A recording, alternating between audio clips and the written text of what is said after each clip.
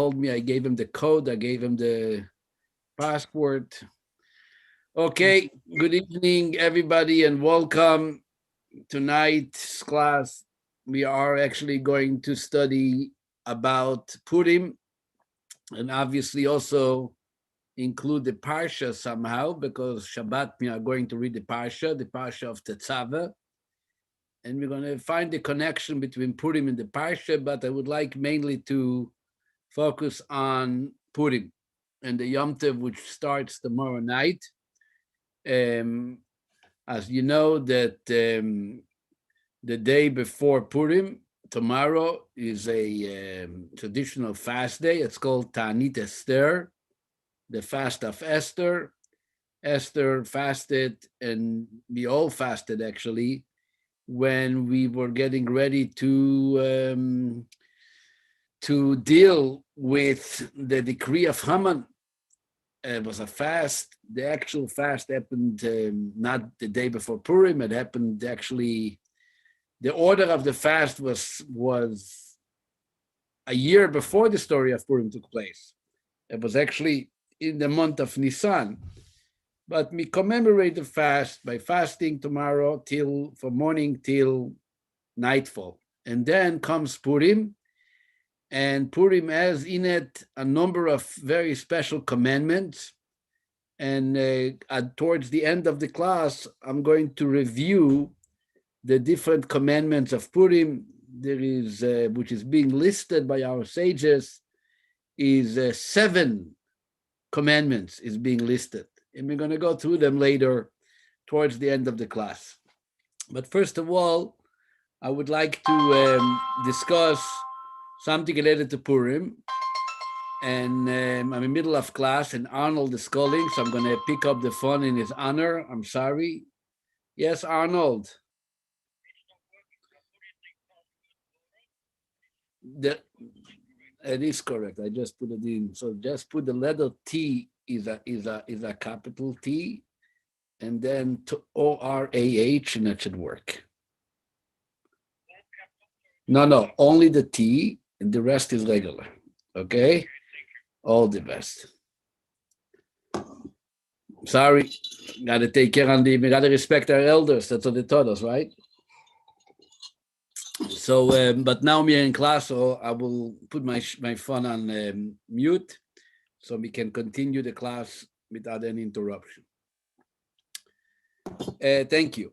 So basically, there is those who counted as 7 commandments, and we are going to list them and to discuss them later in class. But I would like tonight to discuss a little bit Purim, some insights into Purim, and obviously the purpose of that is to personally to learn and be inspired and prepared to make the best out of this holiday. It's only a 24-hour holiday. It's the only holiday like Yom Kippur, which has only one day. Every holiday, like Passover, there is 7 days. Here in America, it's 8 days. Sukkot is 8 days. Rosh Hashanah is 2 days. Hanukkah is 8 days. Shavuot is 2 days. The only holiday which is really one day is Purim. And another holiday which is very similar by name, and this is Yom Kippurim, which is the Day of Atonement, Yom Kippur. So if it's in one day, obviously we have to try to utilize the day as best possible to make it the best day, and at the same time also to have what's it called, to have the to make the best out of this holiday. So let's talk a little bit about Purim. Let me actually start with this very concept I just mentioned, that the only 2 holidays which have a single day is Purim and Yom Kippurim. So I'm going to start with this very famous expression told by the Zohar, recorded in the Tikkunei Zohar. which reads and says that the holiday of Yom Kippurim, Yom Kippur, is called Kippurim. Ke in Hebrew means like. And Yom Kippurim, the famous holiday of Yom Kippur, is just like Purim. As the Zohar puts it, there is even a greater significance in the holiday of Purim, which even Yom Kippur perhaps doesn't have. Usually, if you ask someone, what is the greatest and most special day of the year? The answer is going to be Yom Kippur. If you find out, and if you realize the amount of participants coming to synagogues throughout the various holidays, so Yom Kippur has the greatest attendance. Almost everybody at some point in Yom Kippur will find his way to the shul, whether it's to Kol Nidrei or to Ne'ilah. At some point, we will all be there. Yet, says the Zohar, that Yom Kippurim is just like Purim, because Purim is even greater than that. In the other end, Yom Purim is a holiday which is also different than any other holiday by the very fact that it's the only holiday which was established while the Jews were in a state of exile with no temple and not even in the land of Israel. Passover, obviously we were in Egypt, but we were just becoming into a nation, and it was the greatest revelation of God and Moses leading us into the holiday. Shavuot, we had the revelation at Sinai, the giving of the Torah, surrounded with the greatest revelations of holiness. Sukkot, a miracle which followed God was with us throughout this time. Even Hanukkah took place during the Second Temple era. There was a temple, there was a second temple, we were all settled, and it was actually a great time. There was some hiccups here and there with the Greeks, but ultimately there was a great time. We had the kingdom of the Hashmonaim, and mainly the temple was with us. We were mostly in Israel. Purim, about 2,400 years ago, is when the holiday of Purim took place, and it happened 70 years after the destruction of the first temple. So there was no temple. The Jews were mainly in Persia. That's what we were exiled, dispersed, and there and then this major miracle took place and the holiday was instituted. So this is really a holiday which is more than any other holiday associated with a time which we call the time of Galut, the time of exile. Perhaps this is the greatest holiday that we today, 2021, can identify with, because we are in a state of exile. We are like the Jews in Persia. There is no temple. There is no great revelation. It's the so-called the simple day. Maybe days are not so simple even, maybe even darker than usual. And yet, we are looking to celebrate. So for us, Purim is very close to heart and perhaps even close to mind, because this is the type of Yom Tov, the type of holiday which we can think about and reflect similar to our situation today. And as our sages actually tell us, what is the definition of exile? What does it mean, galut?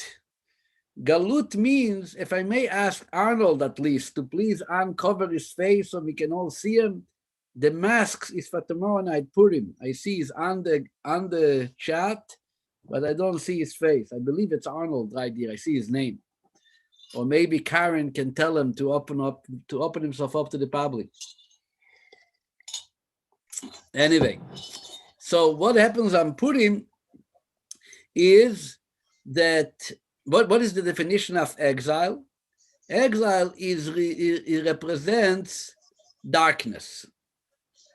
Darkness, that's what the definition of Golus is. The times of Geula, the time when there was a temple, when we had our great teachers and prophets, there was a time of light, there was a time of day, a time of revelation.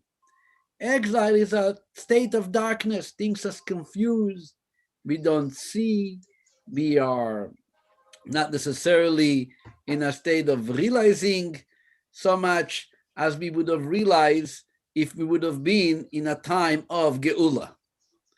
And really, this is when the story of Purim took place. The Jewish people were in a state of confusion. They were not at home. They were in Persia.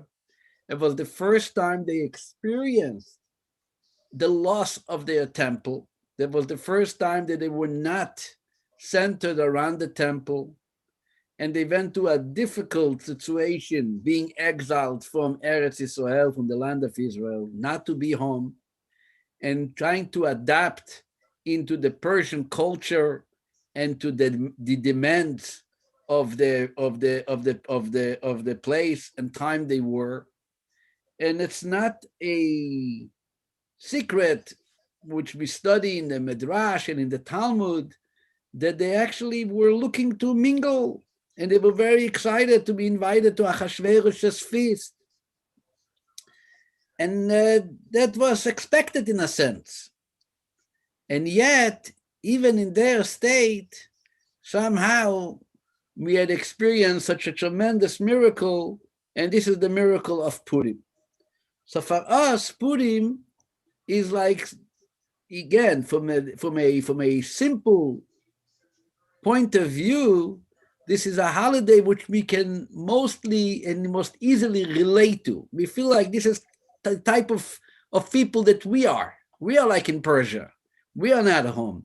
And if they experienced a miracle, so we should experience a miracle. If they deserve that, then we should deserve it. So for us, Purim is a very happy holiday because it's so-called, it hits home, so to speak. But seriously speaking too, trying to understand a number of points into the story of Purim. So I'm going to share a few things. Perhaps they might even be scattered in a sense, not the usual way of teaching the class, and God willing, bring it all together. Number one, the scroll of Esther, as we all know, is a scroll which was recorded. The request to record the scroll was actually Esther herself. She was the one who was asking, the Talmud tells us, she was the one who was asking to have her story, number one, being read every year, but not necessarily written. First, she presented a request to review the story every year. In addition, she also asked to record it into a book known as the Scroll of Esther. That came directly from Esther herself. She was the one who was asking for it. And she delivered a request to the Jewish court, the Sanhedrin. One member in the court was her uncle Mordechai. And they agreed to make it into a reading, number one, and not only to a reading, but also to put it down into a scroll, and plus make that scroll a part of the holy scriptures of Tanakh. This is the scroll of Esther. As a matter of fact, she is the last story recorded and made it into that group of the 24 books of scripture. This is the last story. We don't have any other story which was recorded after Esther, even though Hanukkah, which happened a couple of 100 years later, also had a great story. And every year we celebrate the story. And there is even a scroll which tells the story of Hanukkah. I'm not sure how many read a book called The Scroll of Antiochus, which is printed in some books, also in different languages, which has a lot of the details of the story. It's an ancient edition of the story. But we don't read that story. The story is not being recorded in a way of a public reading. It's a scroll that if anybody wants to find out about Hanukkah more than what you learned in Hebrew school, so you go to that source and you will advance your knowledge about who was fighting against who and where was exactly the location of the Hashmonaim and who represented the Greeks and how it went in how many days and the stories of the battle, but not obviously not the story which is recorded. Esther, with the agreement of Mordechai and all the Sanhedrin members, the great Jewish court, decided to take that book and to make it a part of the Kitvei Kodesh. It became an integral part of the Tanakh, of the holy books of scripture. And the last one, as the Talmud describes it, Esther Sof Kol Hanisim. Esther represents the completion of all miracles. Even though Hanukkah happened later, Hanukkah is a whole different type of miracle, not comparable to the miracle of Esther. And the scroll is what we are told and commanded to read every year on Purim, twice, the night of Purim, which is tomorrow night, and the day of Purim, which is Friday day. And yet, you look in the scroll has an exceptional idea which you would not find in any other book of Tanakh.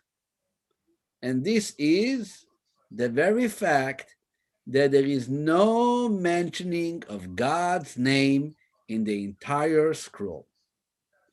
God's name is completely hidden, concealed, unrepresented, and you wonder how can you have a book which belongs to the family of scripture, of our holy writings, and not to mention God's name even once?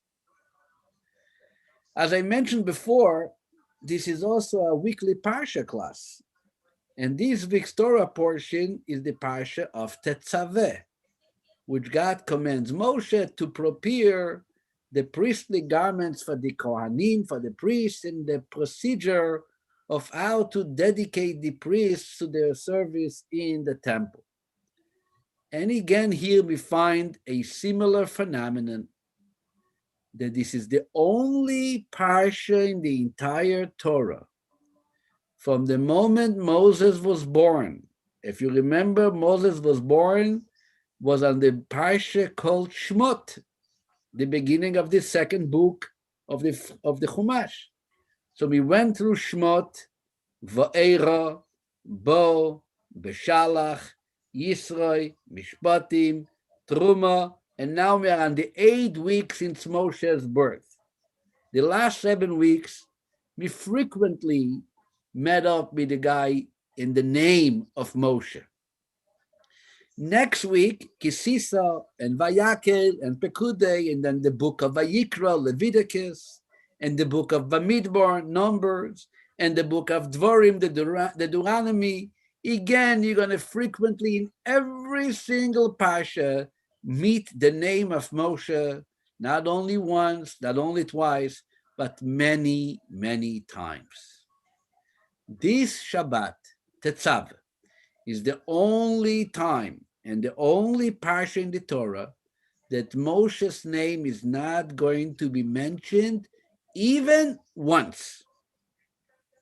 A full parsha without mentioning his name.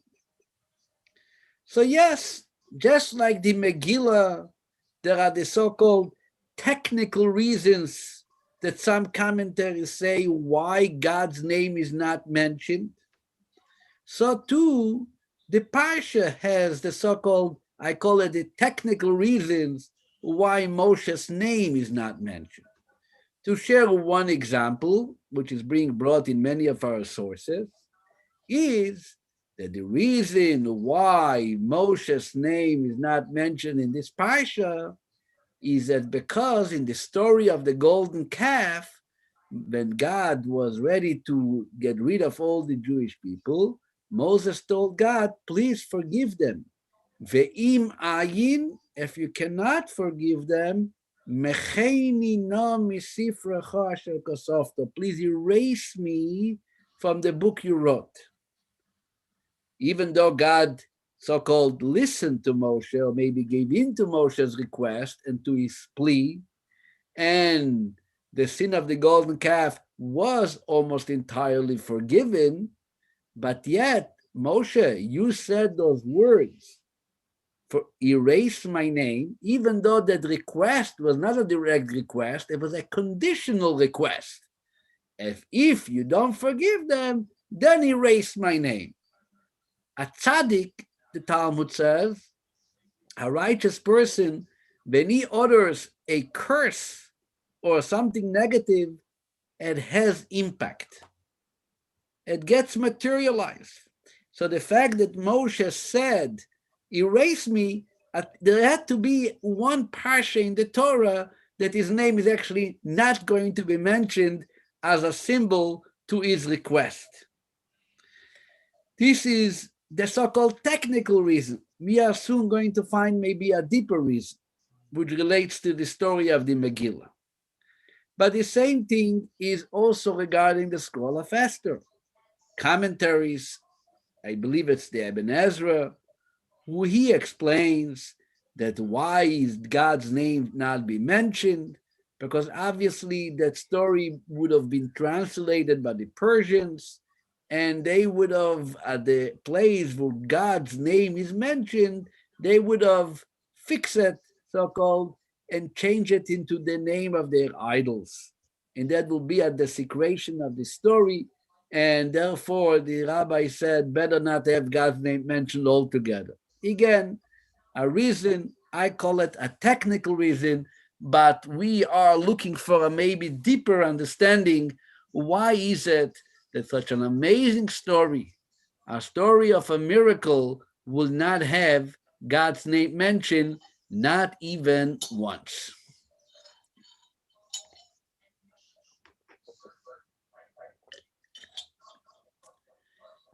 We all know the answer which is being presented and is being discussed mainly in Hasidic philosophy is an understanding how the miracle of Purim actually worked.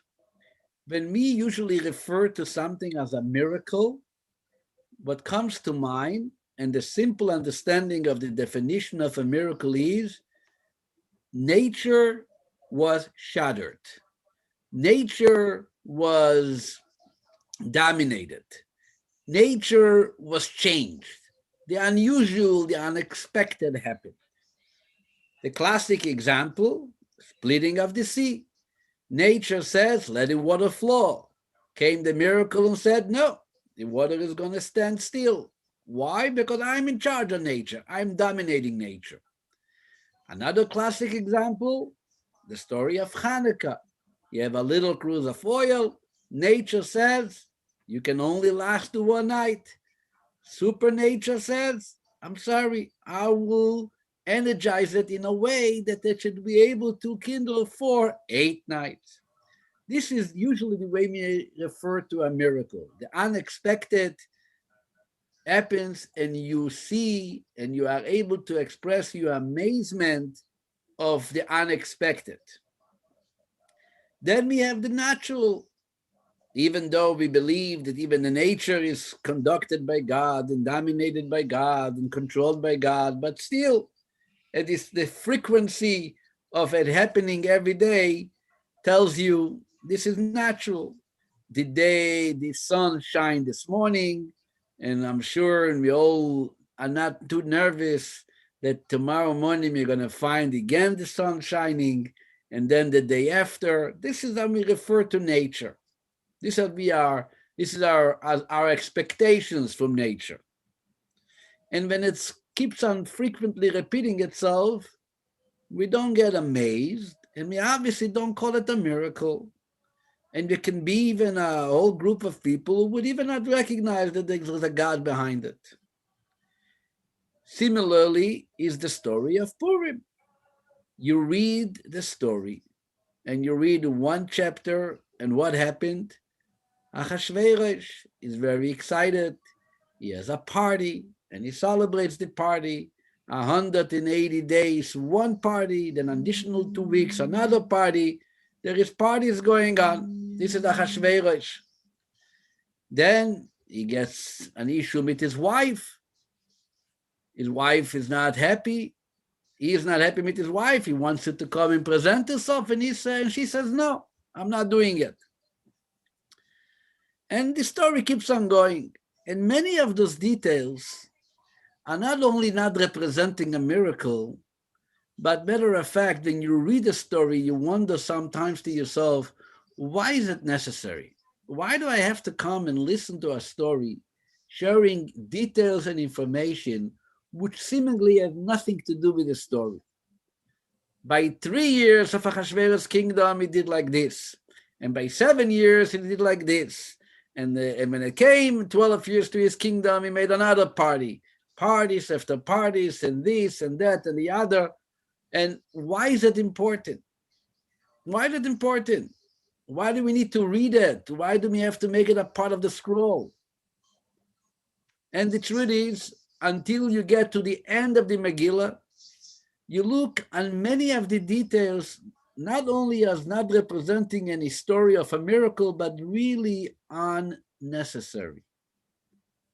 You have to finish the story and then look back on all details, each and every detail, and you're going to realize, wow, this is all a secret hand. It keeps on controlling the stories from one occurrence to another in order to bring it together to the miracle of Purim that we have. I'm going to give you 2 examples, beautiful examples. One is actually explained by the Chatam Sofer. Chatam Sofer was the famous rabbi of Pressburg, where he writes in his book, you heard it in the name of the Afloah. The Afloah was a rabbi of Frankfurt, Reb Pinchas, who came to the Maggid of Mezrich, and he became close to Hasidus. When one of the great disciples of the Maggid wrote a book, a commentary of the Chumash called Panim Yafot. He also wrote books of commentary on the Talmud. He was a rabbi in Frankfurt. He's buried actually in Frankfurt. And he writes the following insight. I'm just giving you 2 examples. He says, Achashverosh, after the story of Vashti, right? And Vashti did not want to do what Achashverosh wanted her to do. And Achashverosh went into a discussion with his advisors. 7 names are being mentioned there, ministers who are coming to discuss what to do with Vashti. And what do they say? We have a problem. If Vashti is going to let free, if there's not going to be any consequences to Vashti's behavior, all women are going to behave like Vashti. And their husbands are going to ask them something and they're going to say no. And that's a problem. So I'm asking you, how real is that problem? Is this really our problem? That the fact there's going to be a woman that her husband's going to ask her to make me this delicacy, make me a Moroccan fish, and she's going to make him gefilte fish. I mean, is this really going to be, is this really such a tragedy that we have to mention it in the Megillah and discuss that this was one of the events which took place leading to the miracle? Is this a part of the miracle? So the Chatam Sofer says something very beautiful. They decided at that point that the husbands and the fathers are going to have to know and are going to be able to control their wives and their daughters. That was the decision, right? That's what the story said. How did this help to the miracle? Says the Chashverosh, says the Chassam Sofer, see, look at the way God works. Think about it. Imagine when they are sending out their messengers to find a girl for Achashverosh, for a new wife. And there is a knock on the door by Mordechai's house. And Mordechai obviously does not want to send his niece Esther to go as a candidate to Achashverosh's palace. But they're asking you from the government, where is your daughter? What could of Mordechai say? I'm not sure where she is. She left the house yesterday or this morning, and she didn't come back. You don't know where Esther is? No, I don't know where she is. And then they would have continued and missed the opportunity of bringing Esther to Achashverosh's house. But God wants Esther to arrive at Achashverosh. So what happened? Achashverosh made a decree. Girls and wives and daughters are not on their own. Their husbands, their men in the house have to know exactly what's going on in their life. What happens at that point? I woke up Arnold. So what happens at that point? What happens at that point is that when they come to Achashverosh's house and they are asking who is Esther, to Mordechai's house and they're asking who is Esther, Mordechai cannot say, I don't know where she is. You have to know where she is. You have to know where she is. That was already a long made decision that every man has to know where his wife and where his daughters are. So that helped in bringing Esther to the house of Achashverosh. So you see that this part of the story also led to the miracle of Purim. Or take another example, which is actually brought down in the Talmud. Achashverosh got crazy, right? His wife didn't just come and show herself to the party. What happened? He killed her. This is outrageous. Just for not coming to a party, you're killing your wife. It was outrageous. And the next thing you know, he probably regretted it. And then they told him, okay, we got to find you another wife, etc., etc. But you know what the Talmud says? The people of Shushan were not fools. And they saw what happened to Achashverosh. They saw that Achashverosh, in a moment of anger, killed his wife. And a moment later, regretted it. That means that he's Meshuggah. We can't trust him on everything he says. Says the Talmud, when the first announcement came by Achashverosh that you should go and you can attack the Jews, what happened to that? Why were they all waiting? As we see, the letters came out and no one is doing what they expected to do. Everybody is waiting until another group of messengers came out and they're letting everybody it's time to do it. What happened? Why didn't they imagine a bunch of anti-Semites getting a free pass, go and kill them? Why didn't they go straight ahead and do it? Says the Talmud, you know why? Because God helped us. They knew that their king is Meshuggah, is cuckoo. Even though he told us now to kill the Jews, 5 minutes later he might regret it, we might get a new order, and then we're going to be in trouble for doing it. We're not doing anything. Okay, we got your message, we will wait. We saw what happened with you and your wife, so we wait. So that actually, again, interfered. It also comes in and becomes a part of the story, a part of the miracle of Purim. But obviously, when you read a story, chapter by chapter, verse by verse, you cannot see that miracle. It's only when you come to the end of the entire Megillah, when suddenly you look back and you put all chapters together and you say, aha, now I understand. Now I see how one event leading to the other brought about to the survival of the Jewish people. You can have a painter who makes a beautiful painting and he signs his name. He has his signature. I am God who made this painting. And you know exactly who made it, because the painting is very clear that it is magnificent and beautiful and great. And the painter is ready to present himself. I was here, I made it. And then you have piece by piece, line by line, and you don't see nothing until you finally get the full picture.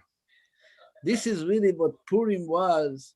Purim was a story that had cracked nature. It was giving us an opportunity to open up a little window into nature and to realize to ourselves that even when the occurrences and the events are naturally evolving, you should know and realize that there is someone behind it.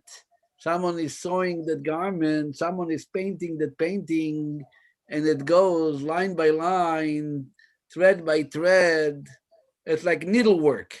Needlework is not a painting. You put a little line, and another day you put another few lines, and eventually you look back and you say, it's together. It all came together. So this is number one. Number one is that we look at the story of the Megillah, and the Megillah is really dealing with natural occurrences, and the idea is to find God behind that nature.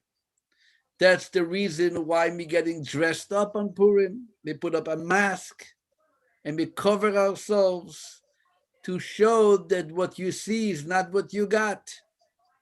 If you see a mask, you know that the person behind the mask is probably not the person presenting himself by the mask. What you see is not what you got. This is all a part of that celebration and the understanding and the appreciation to the story of Purim. And that's why God's name is not mentioned. But now if you look on it deeper, you say, so what does it mean that God's name is not mentioned? God's name is not mentioned makes it less significant or more significant? In other words, which story brings out a greater revelation of God himself? Is those stories which God comes and expresses himself and reveals himself, or the stories that God lets himself to be hidden and concealed? In the one hand, you say, wow, a miracle is God. Here I saw him, here I don't see him. In the other end, the very fact that God reveals himself, or any type of revelation, also shares a limitation. Why? Because the revelation comes in a certain form, in a certain shape, in a certain program. So it happened in this way and didn't happen in another way. So obviously it's also limited. What is the ultimate unlimited occurrence? Is that what you don't see? That represents what we call in Hasidic philosophy the essence of God, which transcends his names. God has many names. We have the name Yud K Vav K. We have the name of Elohim. We have the name Kael. We have the name Shakai, Tzvakot. We have so many different names to God. This is all names, but I want to meet God himself. How is God himself identifying? What is his essence identified with? The nameless God. This actually was the first word of the Ten Commandments. The Ten Commandments start introducing God in three names: Hanochi, Hashem, Elokecha. So Elokecha means God. Hashem means God. What is Anochi? Anochi in Hebrew means I am. So who is that I? What is the name? The name you're going to find later. Now is the I. There's actually a story. I believe it was the Alter Rebbe who was the one speaking about the subject. And his grandson was there, and he was a little boy. And the Alter Rebbe wanted to kind of explain the idea. So he turns to his grandson and he says, tell me, where is Zaid? Where is Grandpa? So the grandson grabs the Zayda by his beard. That's what grandchildren do. And he says, here is Zayda. So the Alter Rebbe said, no, this is Zayda's beard. Where is Zayda? So he grabs Zayda by his nose. And he said, oh, here is Zayda. So the Alter Rebbe says, no, this is Zayda's nose. I want you to tell me where is Zayda himself. He tried his ears, and again, it was not Zayda, it was another part of Zayda. Okay, so seemingly the grandson gave up. The game is over. A few minutes later, the Alter Rebbe got up, walking towards the door. So the grandson gives a scream, Zayda! The Alter Rebbe turns around. So the grandson said, here, this is Zayda. Now I got Zayda himself. This is not Zayda's nose. This is not Zayda's beard. This is the Zayda himself. The turn, the respond to when you call him and you say Zayda. And this is the idea when we talk about God being represented by names and God being in a place where it transcends names. The story of every miracle is God coming and revealing himself through a name, this name or another name. The story of Purim, which is seemingly all covered by the natural occurrences, and some of them even so unnecessary, until you study it and you find insights and respect to those details, is really where you turn to God and you find the essence of God himself, the nameless God, the Onoichi God.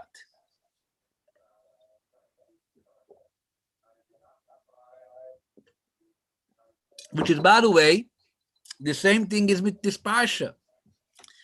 Moshe lost his name, this Parsha. But why did he lose his name? He lost his name because he gave himself completely away. He completely was ready to lose his life, his identity, for the sake of the Jewish people. So that commitment, that devotion that Moshe showed when he told God, erase me from your book if you can't forgive them, is not bringing out a lesser idea about Moshe. This is the ultimate greatness of Moshe, that he is ready even to give up that which is the most important to him in his life, which is the Torah, in order to save the Jewish people. So when it comes to this Parasha, Moshe is granted a gift. The gift is Ve'ato Tetzaveh. I'm not going to call you by name. I'm now talking to you, Moshe, and you're going to be identified as the nameless Moshe, which is the essence of Moshe, which is the greatest aspect and the nucleus of Moshe's neshama, is revealed in this Parasha after he tells God, erase me. Now we are able to bring out the so-called the best of Moshe, that is not even by name. This is his essence, ve'ata, and you yourself. So this is a very important concept relating about the scroll of Purim. But the same thing that applies to us, to the Jewish people who experience the miracle of Purim and are celebrating Purim. As we mentioned before, there's a similarity between the names Purim and Yom Kippurim. Why is Purim called Purim? So we're going to hear tomorrow night in the Megillah, that we're reading from the scroll, which says, Ve'al kein kara layomim ha'ele Purim al shem ha'pur. Why is Purim called Purim? Because of the pur. Shtotakoya pur. What is a pur? Says the Megillah. Pur is go apur u agoral. Pur is the goral, casting of lots. That's what pur means. Haman was casting lots when to get rid of us, as we spoke previously, and the raffle, the lot came out for the month of Adar. So that's why the whole holiday is named for that lot which was thrown by Haman. What was one of the major, if not the most important event on Yom Kippur in the temple? Was also casting of lots. That was the lot which was the Kohen Gadol, the high priest. The Torah tells us every Yom Kippur had to be presented with two identical goats, and he casted a lot to say whether one should go for the sake of God, one went for the Azazel, and taking that out of the temple and offering the other one represented somehow the kapara, the atonement, in the way God is getting rid of all the sins of the Jewish people. Without getting into discussion now, this was the highlight of the Yom Kippur service by the Kohen Gadol in the times of the temple. So you see the connection. Yom Kippur is Goral, Pur, and Purim is Pur. Both represent lots. Now think about it, Chassidus says. What do we know about lots? What is our understanding when you throw lots and somebody wins something? Is that something that you can explain? Why this guy won and not the other? No. Is it something that you can understand? No. So what is it? Meaning that the whole idea of lots is something which is associated with that which transcends intellect, that which is above nature, that which is beyond our expectations. This is what Goral is. So both on Purim and on Yom Kippurim, what makes those days special?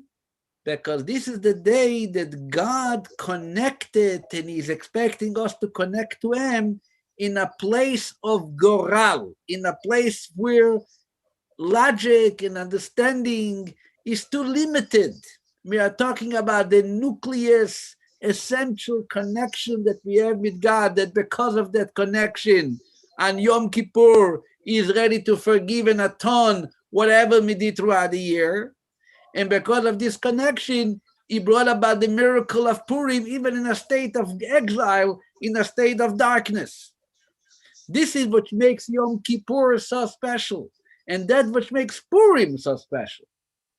Purim is a time of the year, one day holiday, not like any other holiday, one single day. Who else has one single day? Yom Kippur.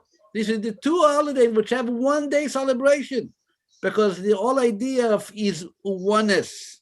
It's a day that can only be one day. It's a day which represents the unity and the strong essential unity that Yid has with God and God has with us, that either on Yom Kippur, I will atone everything you did because I am with you connected, or I'm going to bring you a miracle even when maybe we didn't deserve it so much, we were not surrounded with any great revelations. Still, the miracle was given, and this is really coming to the same place where the Parsha comes. Moshe being ready to put his life on the line in order to bring about the atonement for the sin of the golden calf, because Moses was activating that level of connection which a Yid has with God, who can never get lost, who can never get dimmed, who can never be removed. This is a connection which stays and is there regardless of any type of situation. But at the time, it looks very unexciting. You read the story of Purim, and it's like a story, one of the stories. You know, it's a coincidence. But those coincidences is all contains the great meaning. I will tell you a story, actually. It's actually happened with the grandmother of a friend of mine. A friend of mine whose daughter is getting married next week. She's named Dreiser. Dreiser, a Yiddish Namen Dreiser. His grandmother was Dreiser. What was the story? There was a woman, a Chabad family, who her husband was taken already away by the Russians, and she was with her 3 daughters sent to Tashkent, and they had 2 daughters actually and a son, and there was the times of hunger. Unfortunately, the mother died, the brother died, and the 2 daughters were brought into an orphanage house many hundreds of kilometers, even away from Tashkent, away from where there was some type of community. And while they were there, a couple years later, they were given the opportunity to go back home. The war was over, but they had to present an address or a connection to some type of Jewish family so they would allow them to live. But they were 2 young kids and they had no address. They couldn't remember anybody. When they left, I believe it was Leningrad to Tashkent, and their mother passing away, they never had an address. They never had family connections. They were constantly on the run. And here, either they come up with something or not. It was very difficult. And then the daughter says, I think I have an aunt. Her name is Droiser, Raskin. And this is her address. They looked into it, and eventually she was able to go unite she and her sister with that aunt, and they built a beautiful family. Later came to Israel. And she was asked, how did you remember that address? You were a young girl when you left St. Petersburg, Leningrad. How did you remember the address? So she said as follows. My mother used to, sometimes before Pesach, send schmaltz. You know, schmaltz is chicken fat. They used to send it to your sister, which her name was Droiser. She sent her the chicken fat, which on Pesach she used as oil to cook her dishes. And once I was a little girl, and I went with my mother to the post office to deliver the chicken fat to her sister. And when we came to the post office, ready to send over the box, the representative said, I'm sorry, it's leaking fat, it's leaking oil. I'm not sending it this way. So my mother told me, listen, you watch over the box. I'm going to go home, try to bring some other box and some other material to kind of put the schmaltz away in a safe way so it shouldn't drip. So I'm standing there, a little girl with a box of schmaltz, and I had no one to talk to and no one to speak to. The only thing which I did, I looked on the box, which was the address of my aunt. And I kept on looking on it and reading the address to myself. You know, I had no book. There was nothing else to read. There was no iPhone in my hand, right? And there was no one to WhatsApp. So I kept on saying, you know, the name, the address, the name, the address, the name, the address, until my mother came back. Obviously, it stayed in my capella, it stayed in my head. Now, a few years later, that moment being stuck with a box of schmaltz in the post office in St. Petersburg helped her years later to unite with that aunt, which for her, that was the savior of his life. This is her Purim story in a sense. At the moment you look, what's the story? A girl is in the post office in St. Petersburg, has nothing to read, looking on this box, reading the address because she has nothing else to do. She's a young girl. What should we do? She needs to entertain herself. So that was her entertainment, to read the address and read the address again and read the address again, waiting for her mother to come. And that became for her, which she's a mother of a huge family in Lubavitch, came to for her a source of salvation.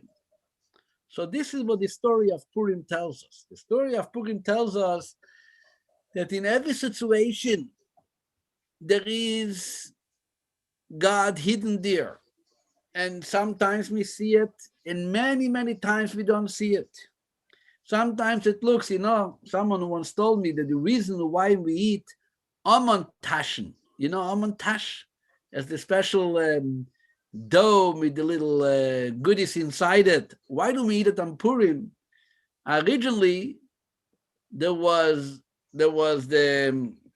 they used to make a special dish, dough, and inside the dough was in Yiddish they call it man. In English they call it no. What do they call it in English? Poppy seed. Poppy seed. Huh? Poppy seed. Poppy seed. In Hebrew they call it pereg. So anyway, no, can you imagine the Yidalach? So they used to call it man. Man is the Yiddish word for the poppy seed, and tash because the dough was made like a tash, like a pocket. So eventually, from man tash, it became Haman tash. Okay, and that's how it was developed into the custom to eat it. But really, if you look at it, what's the Haman tash? It's dough, dough from the back, dough from the front. But if you dig into the center of the dough, you're going to find some goodies. You're going to find something sweet, right? So you can't get carried away by the dough itself. You got to dig into it a little bit. And you're going to find some honey, some chocolate, and all the other types of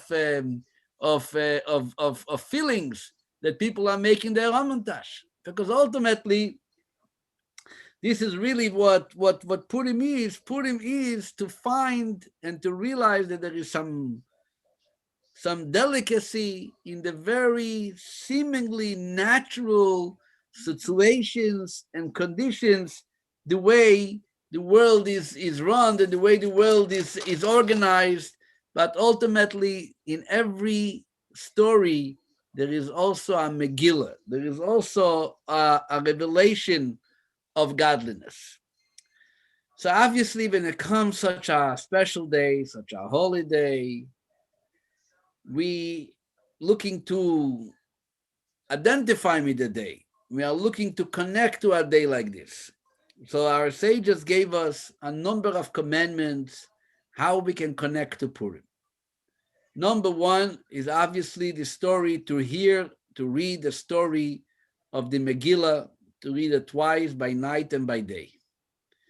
So we are going to have a Megillah reading at the Torah Center. Those who can make it in a safe way, you're more than welcome to come and join the reading. If you can't and you're going to stay home, get a hold of a Megillah, get a hold of a Chumash, or print it off the internet so you can read the story. It's very important to read the story word by word, not only to imagine it, not only to watch it, but actually to read it. If you are in a setup of someone reading it from a kosher Megillah, so by being present there, you hear every word, that's enough, it's kosher. If not, the best is to read it for yourself, and then you read it every word without making a blessing. To make a blessing of the reading, you have to read it from a kosher Megillah, the way we do it at Shul. Mitzvah number 2 and number 3 is that on Friday, the day of Purim, the way to celebrate Purim properly is to send 2 portions of food to a fellow friend, and to provide 2 gifts of charity to a person in need, to a poor person. And here is really the idea of Purim, is the connection in the unity with others. Because again, being that we are celebrating our essence, and we are celebrating our connection with God, that which is above and beyond nature, so we want to practice it by connecting ourselves to others, not to be selfish or isolated to our own self. If you can't do it yourself, you can call up someone and appoint them to please send 2 portions of food on your behalf, and to give 2 gifts to 2 needy people on your behalf. Then on Purim, we also have to have a feast. You have to eat, to enjoy, to drink wine. If you want to drink vodka, so sign vodka. You have to get out of your limitations. That's the whole idea of Purim, to get out of our boundaries, to connect to something higher and greater. So when you have a feast and you say l'chaim, and you, if you can, it's on Friday, so during the day you can pick up the telephone or if you stay home, you can make a Zoom connection with another friend, lift up a cup. I have my wine, you have your wine, I have my vodka, you have your vodka, and you have a whole day on Friday. Shabbos, we can't use Zoom. Shabbos, we can't call the phone, but Friday is Purim. So you can connect with many people. You can call people that you know in the other side of the world. If it's still not Shabbos there, if it's in England, if it's in the other side of the country, on the East Coast, on the North Coast, whatever it is, you call people, you join them. Today, Baruch Hashem, we learned that the fact that we are not leaving our home sometimes doesn't mean that we have to be isolated. Purim is a holiday which we bring in the holiness into its physical state. We're not abstaining from physical things. We can open the telephone, you can call, you can get into a car, visit someone outside of his porch if you don't want to meet with the house, if you didn't get your vaccines yet. Whatever it is, it's a time of connection. That's what Mishloach Manot is all about. And that's what Matanot Le'Evyonim is all about. That's what the mitzvahs of Purim is all about. So obviously, I want to wish you all a happy Purim, a Freiliche Purim, and just like the story of Purim, after all what happened, we looked back retroactively and we saw that God meant it all and all that meaning and all that to the miracle and to the greatest miracle. So now that we are also, after a year of such trouble called coronavirus, we really, really hope we can see really the light at the end of the tunnel. But not only that, we shouldn't just get out of it and say, oh, Baruch Hashem, it's over. We should be able to look back and to see that there was something which meant good for us and good for the world and good for the universe. And how and what, I don't know. But I'm sure God is going to show us this way in a way of kindness and mercy. And we should all have a Freilichen Purim, a happy Purim, a Lebedike Purim, say L'chaim. Don't, let yourself get a little loose. It's okay. It's kosher. It's actually a mitzvah. And it will be wonderful to celebrate together, God willing, when time comes. Thank you very much. Laila Tov. And you can open your speakers if you want to share something about Purim. We would love to hear you. L'chaim, l'chaim, l'chaim, l'chaim. Thank you, Rabbi. Rabbi, I have a question to you. What?